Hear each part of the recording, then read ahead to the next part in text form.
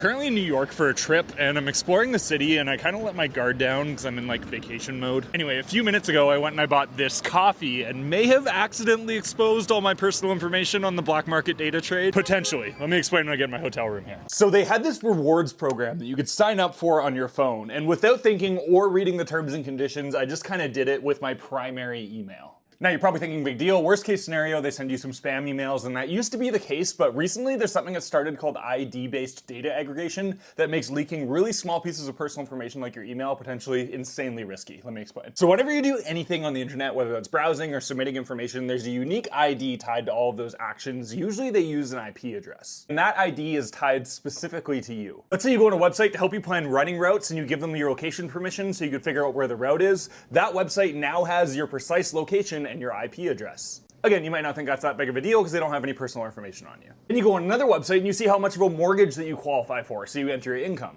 Again, just your income isn't that big of a deal because they don't have your personal information. Then you go to a coffee shop, you buy a coffee and submit your email. Now alone, these three separate pieces of data, your email, your income, and location, don't really mean much. Now because of things like the AI boom, data has become extremely valuable, and there's been a huge market that's developed around buying and selling it, specifically through a type of company called data brokers, where they literally just collect a bunch of data and then buy and sell it as many people as they can. This is really bad because they buy and sell to each other, and literally as soon as you submit your data, sometimes it's in 100 different people's hands. Now where it gets scary is data brokers aggregate your data based on common IDs, like IPs. So they'll see that the IP tied to your income, the IP tied to your location, and the IP tied to your email is all the same. So they'll bundle that all up in one record. So now somebody could buy your data record, they could know your location, they can know your exact income, and they could know your email address and match that up with your address, credit card number, and all these other things. Then that gets really scary. And this is unfortunately a pretty tame example. This is usually happening with like your social insurance number and some really scary stuff that could lead to identity fraud. And while most data brokers selling your data do operate somewhat ethically, some of them will sell off to black market buyers like scammers and fraudsters that want to use your data for evil. Now I know that sounds terrifying, but I'm not as worried about my coffee slip up as you might think because I use a service called Deleteme. This is a paid service, but basically what they do is as soon as you sign up,